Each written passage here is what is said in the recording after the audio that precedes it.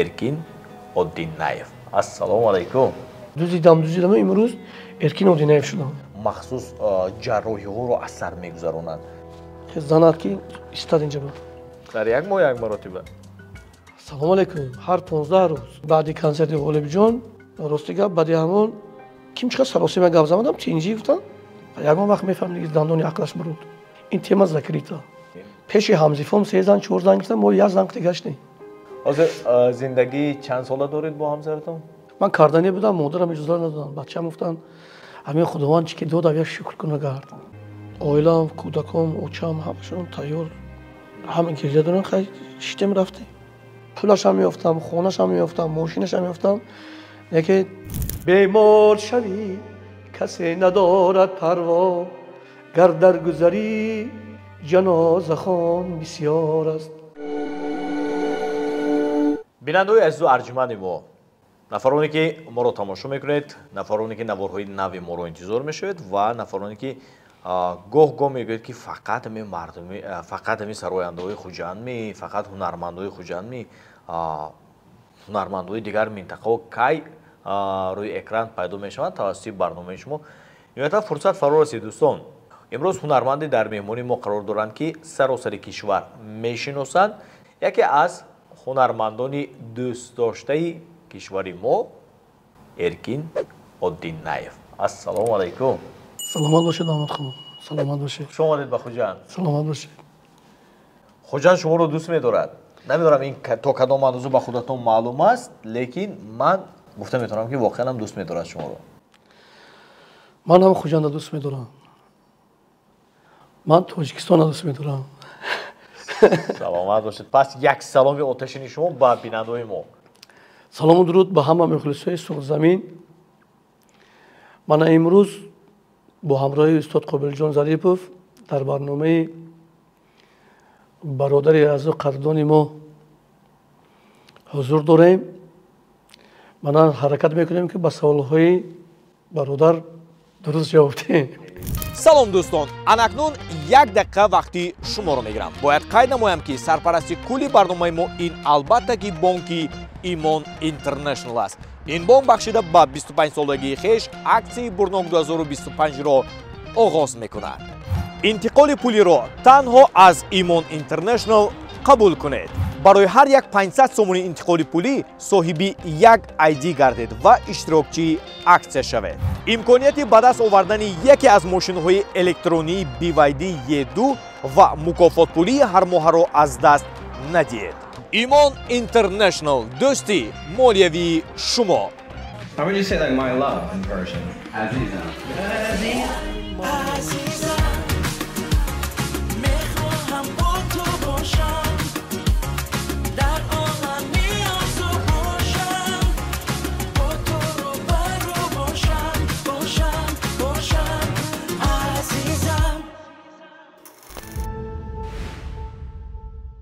اگر اشتباه نکنم در دوامی همین فعالیتی من و شما، فعالیتی برنامه سازی ما و فعالیتی آوازخوانی شما تنها یک برنامه داشتیم. همین برنامه یک روزی یک شخص بود. بله تنها یک برنامه بودم اگه.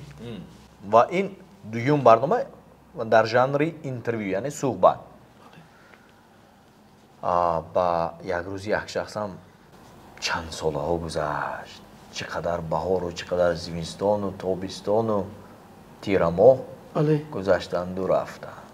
انا همین روز رو با من سپری کردنی. بله. مرحمت نور دیده توجه سر نکی. من راضی هستم با شما همکاری کنم. این مثال امروزی خود رو با شما گذارم نکی. خیلی مصلحت میکنیم. در راه. در راه مصلحت میکنیم مرحمت.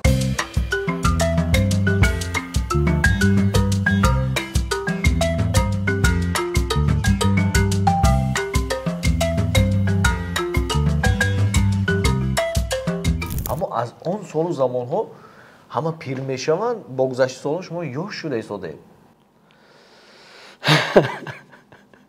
سال تا سال بیشوخی. محمد خان من در یک کنسرت راستی گفت استاد جوربنگ ورود دعوت کرده بودم استاد جون بهت گفتم همین کنسرت من به اشتراک کنید با دعای شما سر کنیم همین کنسرت ها. همین کاستوم برو که میپوشم همین شکم کلان همین صحنه برای بعضا همین استاد برام دارم یک دقیقه شکم بزنم ارکینجا گفتم این چیگابی خداش منو بینید گفتم من تا چند سال میشد صحنه گفتم یکم برو من خیلی نبرم دیمون همین گفتن به نظر گیرید راستی گپ همین استاد هم سخت رسید هم خودم داشتم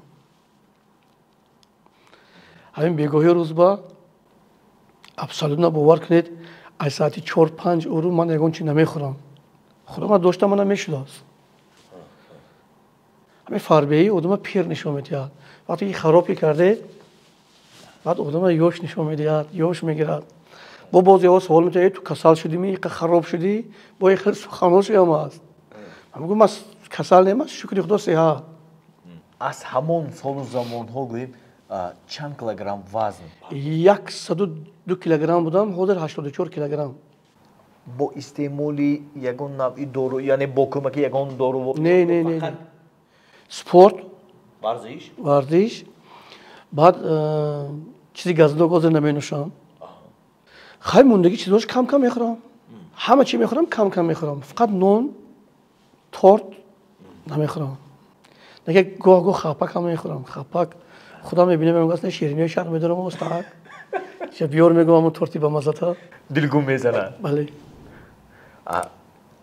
ترک کردنی برای ترک کردنی اینقدر وزن چقدر وقت رفت راستی گپ یا 3 ماه یا 4 ماه نگه 10 روز اول سخت عذاب کشیدم همین از ساعت 5 خیلی نمیخورم دیگه یکی میبینم که گوش نمیشه باور کنید با گریه کردن میرسیدم که طاقت میکردم 10 روز اول 10 روز اول 10 روز عذاب کشیدم بعد 10 روز بعد عادت کردم رفتم حاضر همین انا چند سال اینجانیم در شما 2 سال میشه اما گاه میشنوم و چشمم میافتد از در شبکه‌های اجتماعی که برای خراب شدن برای ترک کردن وزن‌های اضافی مخصوص جراحی‌ها رو از سر میگذرونند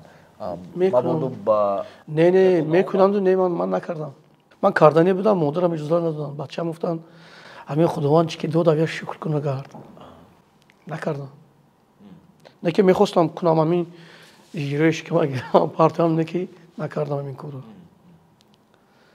خودداری پرهیز بسیار چیزی نیست با همه مخلصا با همه دوستان میگم که این پرهیز بسیار چیز زور بوده است لباس‌های قبلی یک بار در کار کاستوم رکم همش خودم کلام شد محمد خان بعد یک روز مغازین حکیم جون هست در بازار کورون ما همگی یا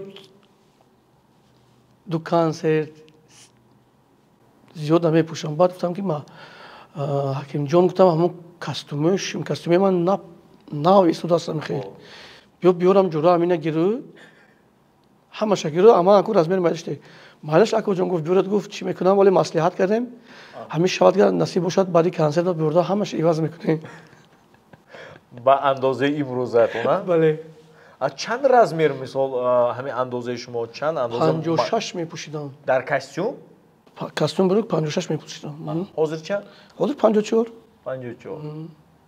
باز دیگرگونی‌ها در چهره مثلا رنگ کردن موی سر و این چیزها هستن بله راستی گپ همراه مادر و اویلم خونه خدا زیارت رفته بعد روزی رفتن اونجا کل میکند کوخی من خیلی سرم کل کردم خط میبیام تاجیکستان هم خیلی میبرد همش سفید راستی گپ گفتم دیگه من رنگ نمیکنم خود به خود گفتم که دیگر من رنگ نمیکنم بعد یکی بود که موی سر بلند شدن گرفت میبینم خودم در آینه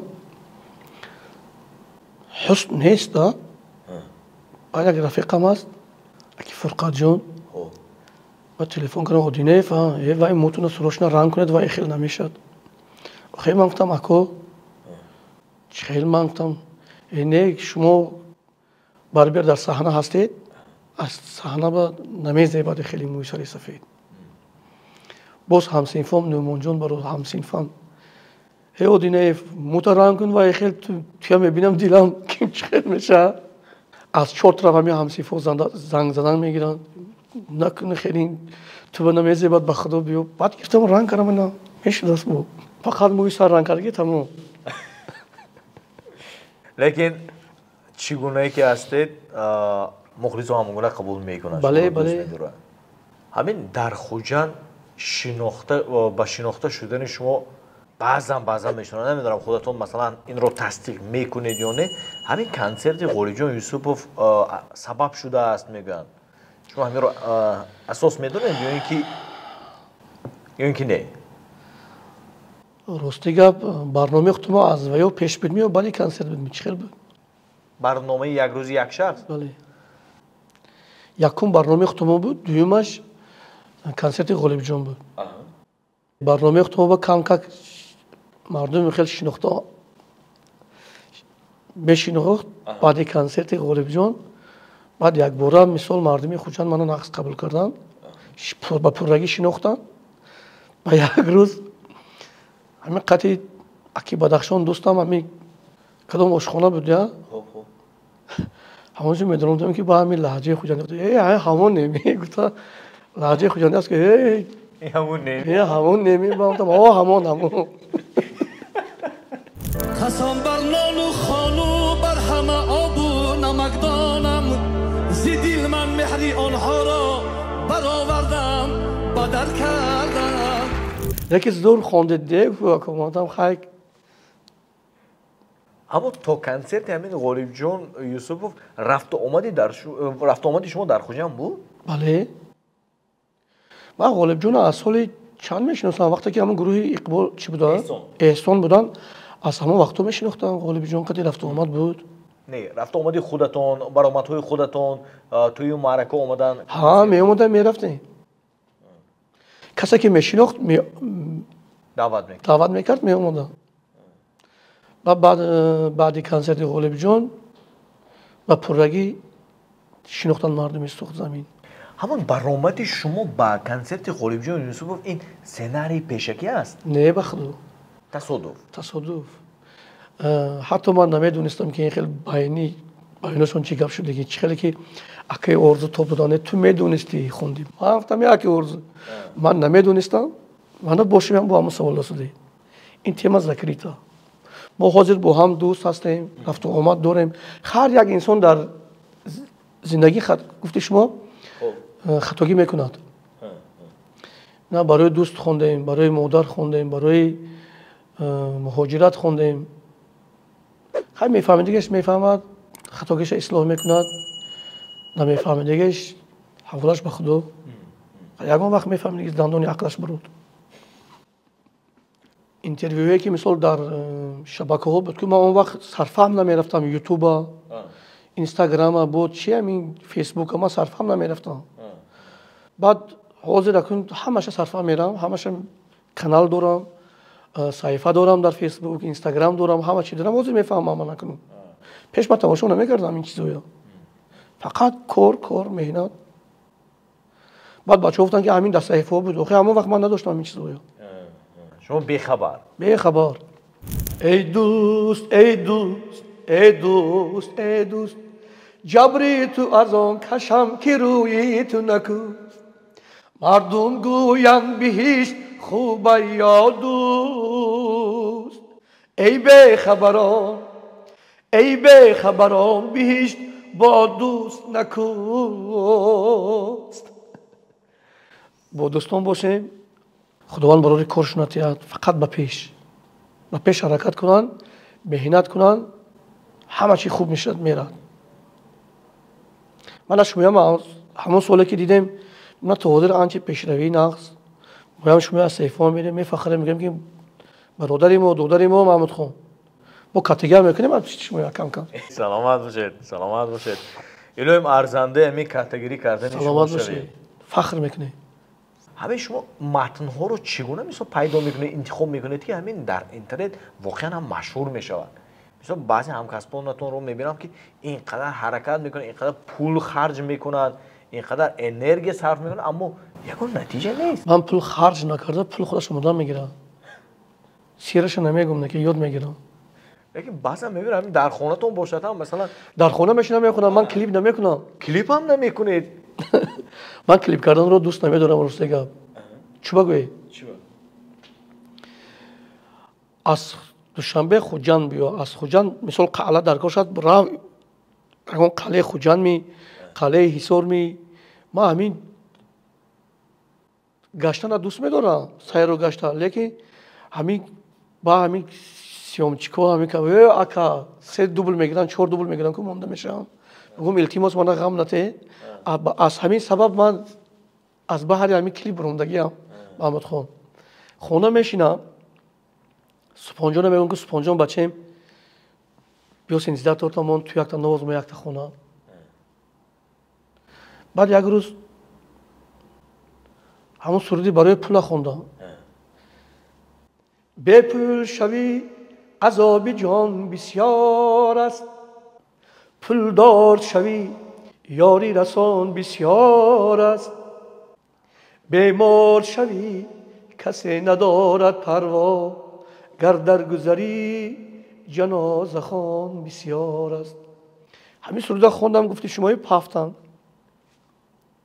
یکی میبینم که بعد همین منظره های دیگر جایی که همین آواز گفتی منتش کردم مونده با خورستان شدم. خیلی آوازم هست گفت انا کلیپ میشد.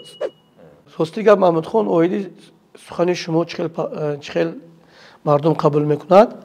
من درد امروزه رو میخونم. درد امروزه خلقه. بسیاری در سفرها هستیم با خواهش دوستان با خواهش مخلصان. مثل سفرها در مسکو هست، در همین بیرون از تاجیکستان. بعد میشینیم صحبت میکنیم. اوید صحبت های همونها همین چیز تیار میشد. مثل هر یک مرد درد دیلش میگوید که همه خیلی در زندگی مثل همه خیلی عذابش هست. بعد شوهر زنگ میزنم جمشیدی محکمپور همکاری دارم. اکا میگو من همین خیلی حالتی کاری همین دوستیم و مثال در مهاجرت بوده که پدرشون گذشتگی رفتن تونستگی نه. مثال جنازه پدر با یا جنازه مادرش برفتن تونستگی نه. همین خیلی وای آدم همه خیلی نمی‌نویسد. راستی که باور کنه میگویی که تاریخ همون آدم باشه. بعد همین خیلی یک اویله اونو پدریت کرد. با همین خیلی رفتن میگیرد. بود دیگه کس مثال من به میبرد این همش با تکلیف مخلصان میشد. محمد خان در مورد زندگیشون نقل میکنم. مثال من شوهر با میگم. من میگم من شوهر نه. شما میخونید میگید من همون نمره شوهر میتیم جمشیدی محکمپور میگم که من همین نمره شوهر فهمونتون همین آدم مینویسد ما خدمت با میخونیم. با درد کرده خوندن نگور که دروید خیلی درومده خیلی نبرودو خیلی زنات که استاد اینجا با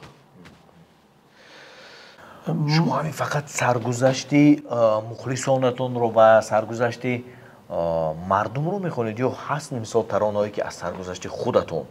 نه من از سرگذشتی خودم چی دارم. من فقط درباره پدر مادر درباره دوستی سرگذشتی خودی من تنها من پدر رو بر وقت در زندگی بوی دادم. محمد خان در زندگی همه چیز یافتم لیکن پدر رو دیگر یافتن نتونستم. پدر آرزو میکردن که مثال فرزندم یک آدمی نمایان شد، یک صنعتکاری بهترین شد که فقط من انسان میکردن که سرودی پس نخون، فقط سرودی بچه‌م سرودی بلند خون که همش با نصیحت پدر بود. خداوند رحمت کنه شونه. 2014 وقتی که من در یک برنامه شویم گفته بودم ما کنسرت داشتیم در شهر ترسونزاده. پدر از دوشنبه به دیها آمدن و مادر نزد من بودن. بعد سحر زنگ زده گفتن که مادر رو گفتم بر وقت کیم چقدر سراسیمه گپ زدم چی اینجی گفتن خیلی فرسون بیاد بر وقت نه که حرکت کنم. گفتن من گفتم خیلی گفتم با خواهرم تشخیص دکتر با اومدگی بودن. خلاص به من دعا دادن. من همین دوشنبه برام اومدم از پست حصار گذاشتم قریب شهر ترسونزاده که من با زنگ زدم گفتن که پدرت گذاشتن. من حیران شدم. راستی گپ بعد همون کمتر نه خلاص در زندگی پرو بولم شکست. هر بار که مثل مادر رو نگاه میکنم پدر در فکر میبینم با مادر تسلی میدم خیلی تقدیر همه خیلی بودست این پدر موری مادر موری میراث راست اوچه چون میگم اینا بینید پدرش شما هم گذاشتن مادرش باز هم مادر تسلی میدم هم خودداری میکنم. این در حیات پدر موری مادر مردن این همش میراثی آدمی زود است. این همش با نصیحت پدر بود نه که در زندگی باز گفتم که همه چیز یافتم پولش هم یافتم خونش هم یافتم ماشینش هم یافتم نه که پدر جانم دیگه نیافتم. راست دیگه آرزو میکنم که مثال این پدری بزرگ در برم باشن و با هم صحبت کنیم یک پیاله چای مثال من ریخته دادم بودم. خلاص زمانی که شما همین خبر رو شنیدید در راه بوده؟ در راه بودم. برگشتید از راه یا؟ بله من میخوام ماشین داشتم موتوری گفتم شما یک فرمودر رویتون استاد بایدله کرامت هم همراه بودیم محرم توشیف استاد همراه بودم. بعدم شما رفته کنسرت میگرزندون ارزی منم میفهمم خلق به خیف فهموند که همه خیلی شد پدرش گذاشت مونده نمیتونم همه خیلی توپ خوردم چه خیلی خونه آمد دیگه من نمیدونم من تا دوشنبه آمد دیگه من تلفن میکنم تلفن پدر خاموش خاننگای تلفن میکنم تلفنی همه خاموش خونه آمدم که آیلم کودکام اوچم همشون تیار همه گریه دارن خیلی شیتم رفته با تقدیر تن دادیم برادرم خشت. آخران صحبت شما با پدر تلفنی؟ با تلفنی بود.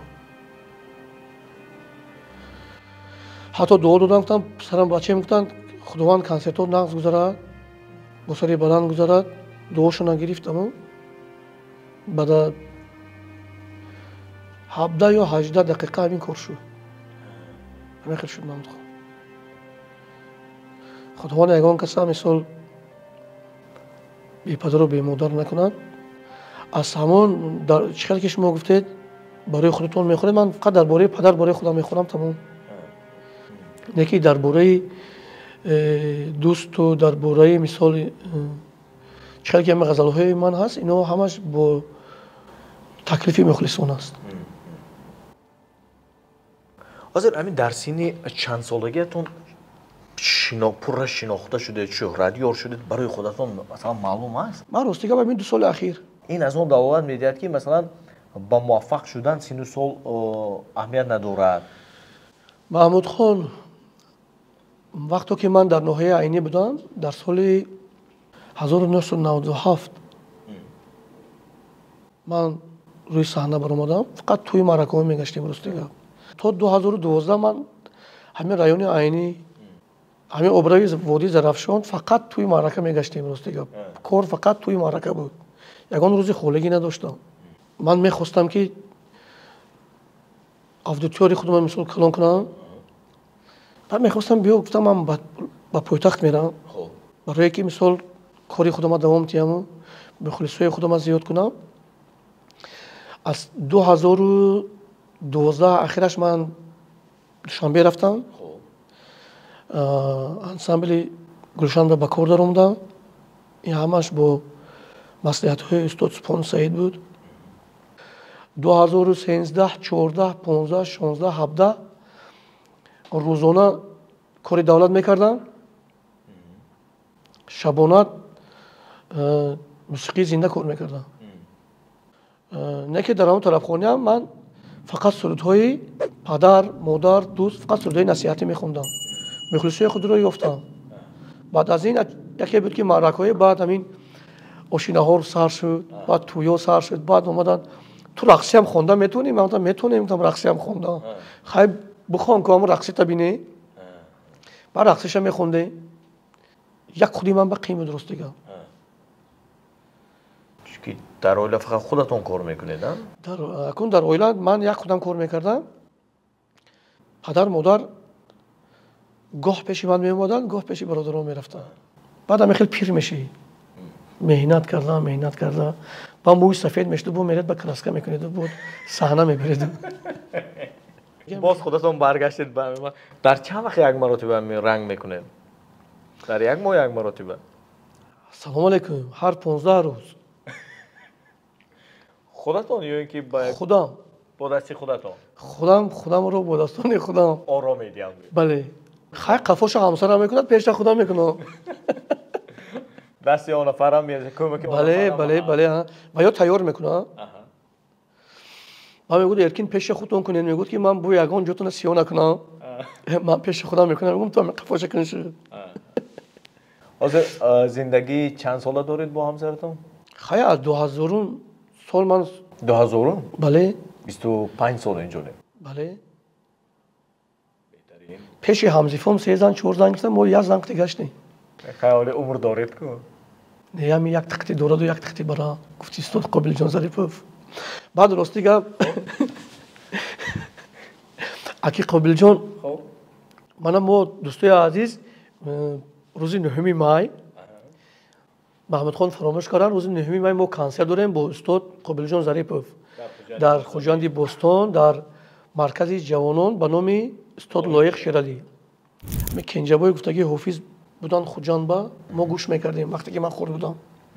رقصی زیبا دارد سعیده سعیده سعیده، چشمی خمار دارد سعیده سعیده سعیده، چشمی تو مستی خماری ما مردم در انتظاری، نقشی دندانی سفیدت بر لبم کی میگذاری.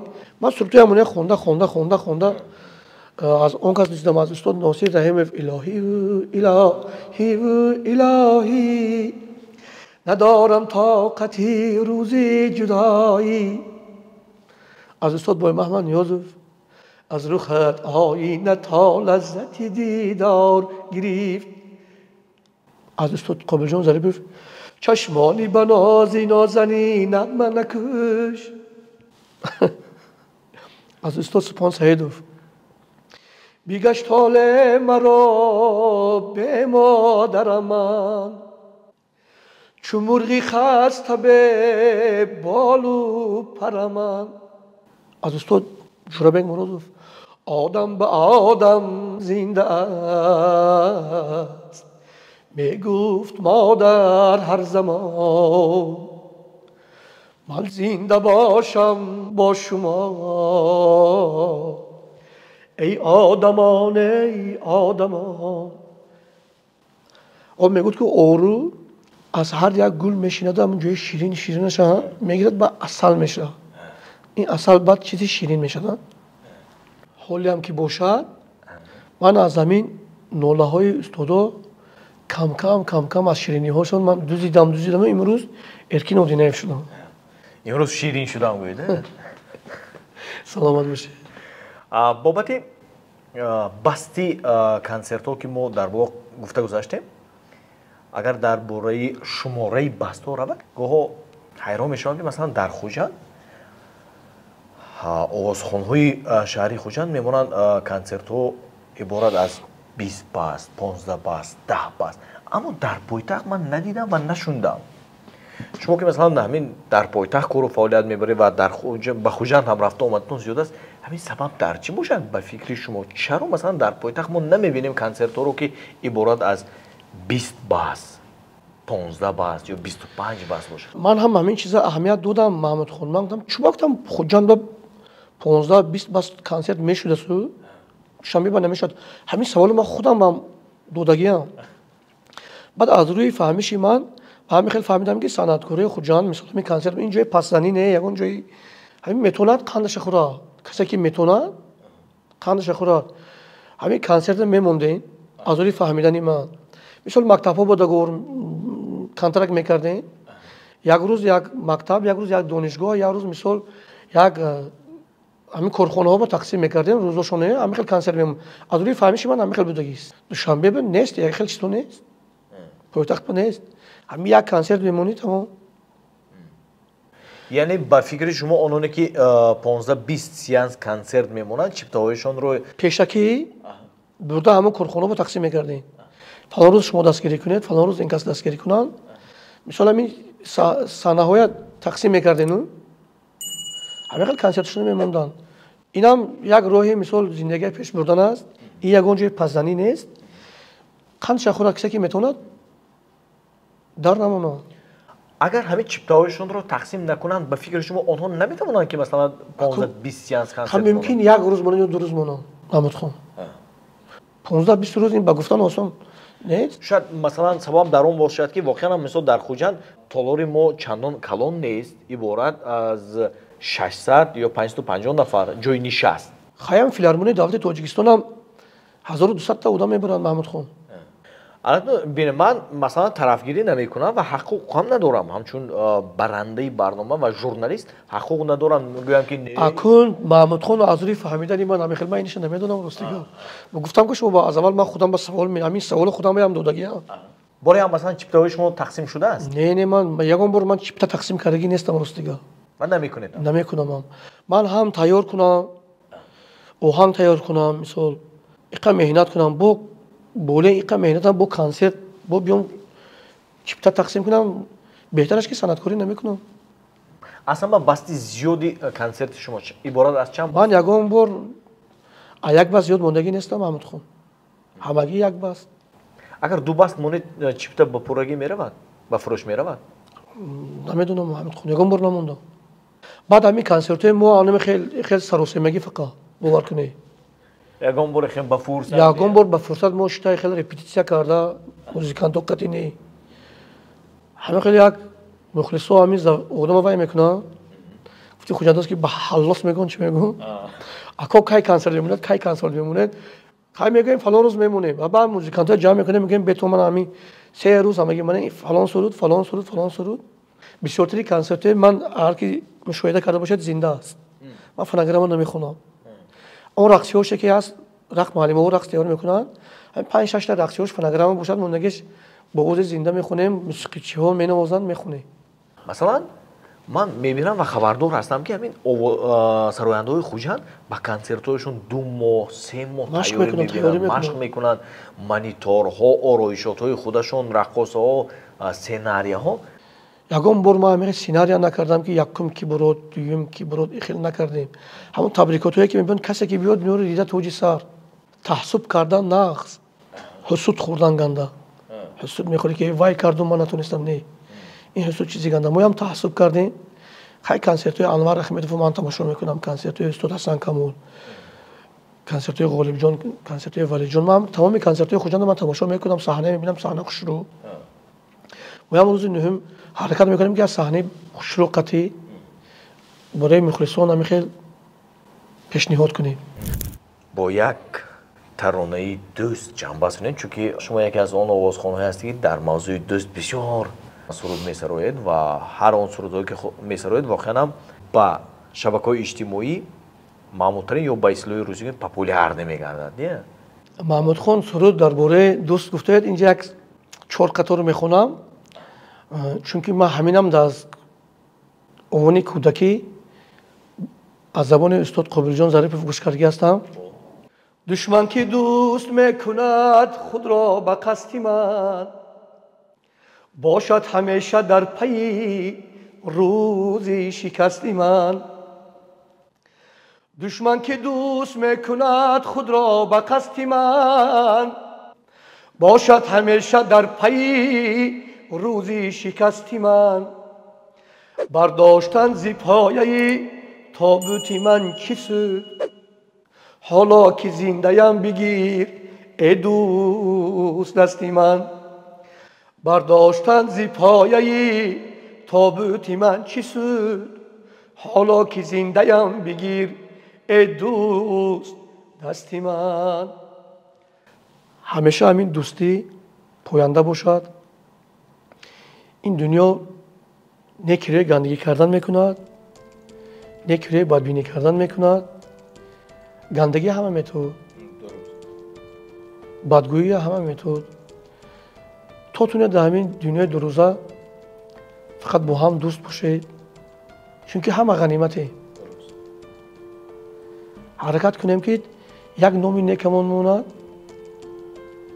پگاه بعد از مرگ ما نگون که ای فلانی خیل بودو بحمدانشی خیل بود نگون خداوند رحمت کند گون آدمی نغز بود این خیلی شاگرده تربیه کرد برو ورد من خیلی سخنهای نغز میگفت حرکت کنیم که یا اون کس به گندگی نکنیم، همین نغزی کردن نتونیم گندگی هم نکنیم، همین نغزی کردن نتونیم گندگی هم نکنیم، همیشه دوست باشیم، با هم باشیم. فایده ما که نمیرسد اقلا زیان ما هم نرسد. البته برای جدا کردن وقتتون سپاس. سلامت باشید داماد خان. امید برام میبادم که اندکی باشد هم ما خماری مخلصان شما رو شکستیم. شما رو یاد کرده بودن. سلامت باشید. اینجا نگفته نمونم که اگر مبادا یگان گپی بیجا از زبان من برونده باشد، هم میگم که آقا با دهنی خودش تیر میخوره. اگه گپی ناجوز نباشم عذر بپرسم. آنچه که من گفتم فکری خودم گفتم ممکن یا شاید گفتم. اگه کس از من خفه نشد، خداوند نگهبان همتون باشه دوستای عزیز. سلامت باشید. البته سراینده دوست داشتهتون رو از تلویزیون، اینترنت، تلفن، پلانشت دیدن دیگر رو روبرو دیدن تماما دیگر است. با این خاطر اگر شما میلی از نزدیک دیدنی ارکی اودینایف و قابل جان ظریفوف باشد، ما شما رو سنه 9 می با قصر جوانان شهر خوجند به نام لایق شراری دعوت میکنیم با برنامه رنگین کنسرت این دو آوازخوانی شناخته کشور. خوش آمدید. سلام باشید.